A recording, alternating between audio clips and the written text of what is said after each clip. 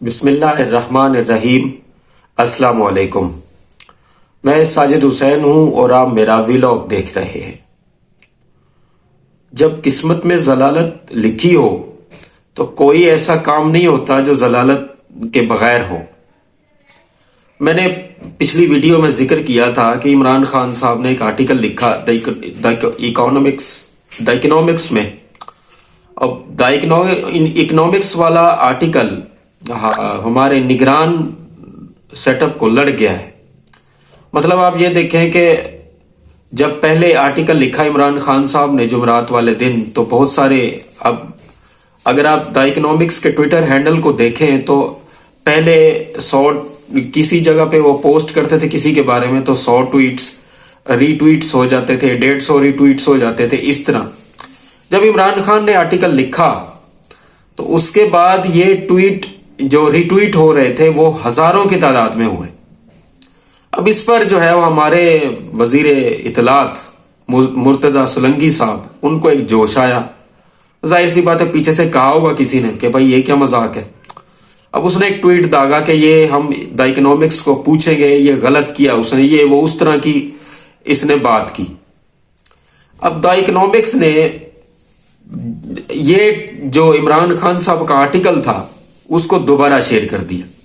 اب جب پہلی دفعہ شیئر کیا تھا تو اس وقت ہوئے تھے 17,000 ری ٹویٹ اور 28,000 جو ایموجی بھیجتے ہیں، ہارٹس اینڈ سمبلز والے ایموجی، وہ 28,000 ایموجی بھیجے۔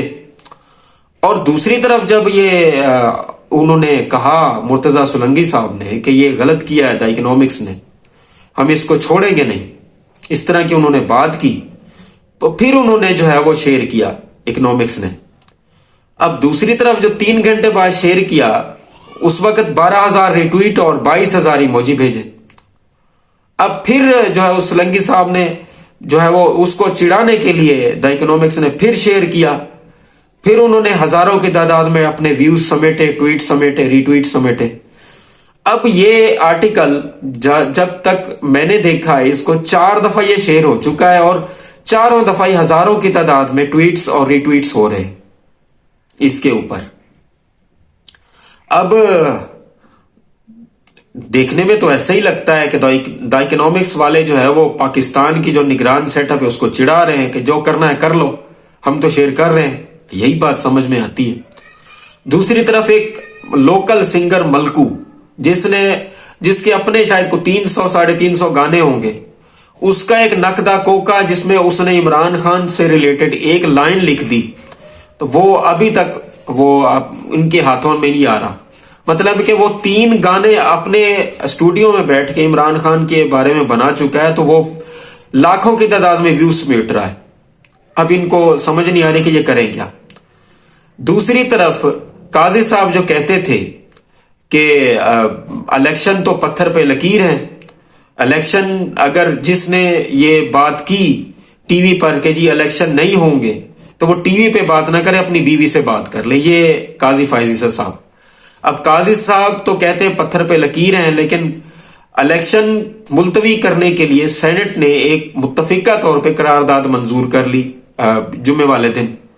اب قرارداد اسی لیے سمجھ میں آتا ہے ان کا مسئلہ، اس وجہ سے منظور کی کہ پیچھے کوئی ہے نہیں، ان کو کوئی ووٹ دینے والا نہیں، ان کی ٹکٹ لینے والا کوئی نہیں، اور جو اس کے پیچھے ہے وہ ظاہر سی بات ہے وہ نون لیگ ہے، کیونکہ نون لیگ جو حکومت لینے کے لیے آئی تھی الیکشن کے اوپر جو ہے وہ کہتی تھی کہ ساڈی گل ہو گئی ہے، ووٹ ہمیں دے یا نہ دے۔ اب وہ اس حال پہ آ گئے ہیں کہ سینٹ کو وہ مجبور کر رہے ہیں، اور کیونکہ اس وجہ سے کہہ رہا ہوں کہ ان کا کوئی ٹویٹ اس کے اوپر اس کے رد عمل میں نہیں آیا کہ جو سینٹ نے الیکشن جو ہے وہ ملتوی کروائے۔ خاموشی ہے ان کا ٹویٹر، شہباز شریف، مریم نواز اور نواز شریف کا ٹویٹر۔ دوسری طرف قاضی فائزی صاحب تل گئے ہیں انصاف کرنے کے لیے، نواز شریف کی نااہلی ختم کرنے کے لیے۔ وہ یہ سمجھتے ہیں کہ یہ پورے ملک کو نقصان ہے۔ مطلب وہ کہتے ہیں کہ یہ جو 62(1)(f) ہے جس کے تحت نواز شریف کی تاحیات نااہلی ہے، یہ اسلام کے ہی اگینسٹ ہے، یعنی معافی کا کانسیپٹ ہے، معاف کر دینا چاہیے۔ قاضی صاحب سے میں پوچھتا ہوں، قاضی صاحب 9 मई का जो ड्रामा हुआ उसके अंदर कितनी औरतें कितने बच्चे कैद थे। अब ये तो मैं कहीं भी तो ना मानूंगा कि आपने सोशल मीडिया नहीं देखा। 9 मई के अंदर कितने लोग बेगुनाह कैद थे, उनको किसी ने सोचा कि माफी दी जाए? 9 मई से पहले क्या कुछ नहीं हुआ पाकिस्तान के अंदर, उनको किसी ने सोचा कि माफी दी जाए? अगर आपने माफी देनी है तो माफी वो मांग तो ले। नवाज शरीफ साहब जिसकी आपने नाअहली खत्म करवाने के लिए आप तुले हुए हैं, वो माफी तो मांग तो ले, माफी के यार मेरी गलती है, मैं माफी चाहता हूं। फिर आप बेशक आप फैसला कर लें माफी का, लेकिन आप तो अपनी तरफ से एडवांस में आ गए कि माफी का कॉन्सेप्ट है, तौबा करता है इंसान, फिर वो जो है वो ऐसा कुछ नहीं। ओ भाई तौबा करे तो सही अगला, वो तो ढिठाई की तरफ आ रहा है, वो तो ढीठ है, वो तो लोगों के साथ इस तरह की बात कर रहा है। वो तो कहता है कि इमरान खान का निशान निकालो, मैं फिर इलेक्शन लड़ूंगा। और वो अपनी जो खुद साख्ता जलावतनी, हालांकि वो जलावतन नहीं, खुद कह के गया था कि मैं 4 हफ्तों के लिए जा रहा हूं, फिर जो है वो वापस आ जाऊंगा अपना इलाज करवा के। 4 साल नहीं आया। उस वक्त आपने ये नहीं सोचा कि किसी को माफी होनी चाहिए या किसी को। 4 साल वो भगोड़ा रहा, वापस आया तो ढीठ बन के आया। उसके चेहरे पे कोई नदामत, कोई शर्मिंदगी नहीं थी, लेकिन वो आया और उसने वो इलेक्शन जो है वो मांग लिए।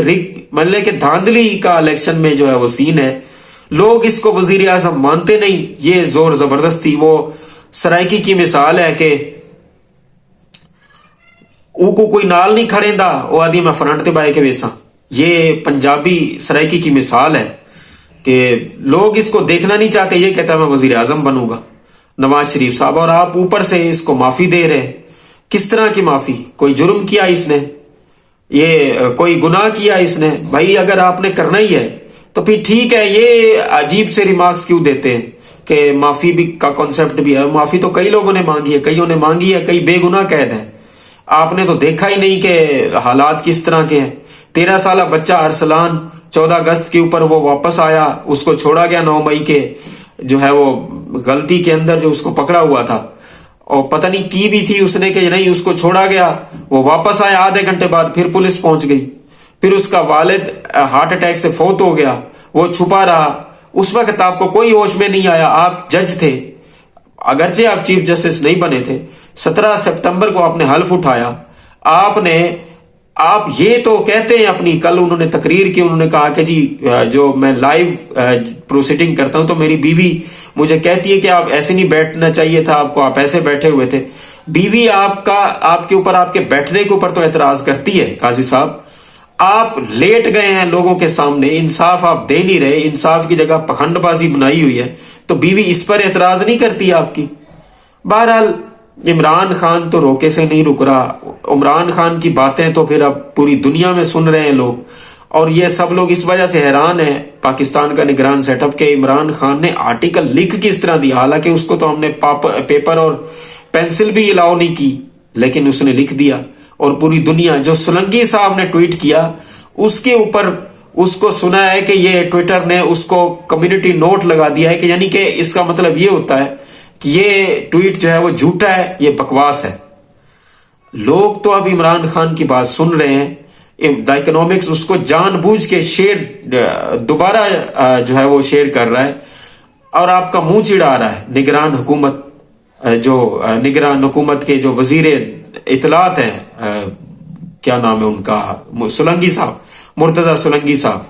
अब इमरान खान की बात तो रुक नहीं रही, ऊपर से इलेक्शन का मामला। अब देखते हैं काजी साहब जो पत्थर पे लकीर कहते थे इलेक्शन को, वो पटिशन एक वकील लेके पहुंचा है कि इनके सबके खिलाफ आर्टिकल 6 लगाएं जो सेनेट के अंदर इलेक्शन को मुलतवी करने की बात कर रहे हैं। अब देखते हैं काजी साहब क्या करते हैं।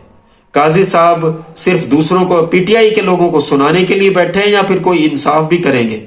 बहरहाल काजी साहब से एक बात कहना चाहता हूं कि सर इंसाफ करें, वरना वक्त आपका इंसाफ कर देगा। तमाम देखने सुनने वालों को अल्लाह आसानियां दे और आसानियां तकसीम करने की तौफीक भी दे। इन मुश्किल हालात में अगर कुछ और नहीं कर सकते तो जिस मुल्क को हमने बड़ी कुर्बानियों के साथ हासिल किया, कुर्बानियों के बाद हासिल किया, उस मुल्क के लिए भी दुआ करें और अपने फलस्तीनी भाइयों के लिए भी। اپنے آس پاس دوستوں رشتہ داروں کا خیال رکھیں، اور ہمارے اس چینل کا بھی آپ کا بہت بہت شکریہ۔